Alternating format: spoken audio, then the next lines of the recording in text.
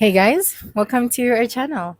In this video, you will learn on how to change the Microsoft Teams status to out of office. So, first thing that you should do here is just to log into your account. And then after that, just simply click on your profile at the top right of your screen.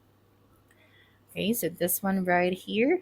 And then you have this set status message. So simply click on this one. Okay, so here you can type out, I'm currently out of office and will respond when I return. Okay, simply click on done.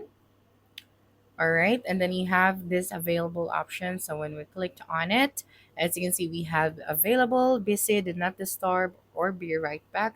So it depends of what kind of status that you are currently having. Okay, so for example, you're busy.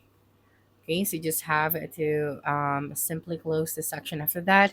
And as you can see, we have this red dot. So that means that we have successfully saved our status. So that's it for this video. If you think this video helped solve your concern, please subscribe, like this video, and leave your comment below. Bye.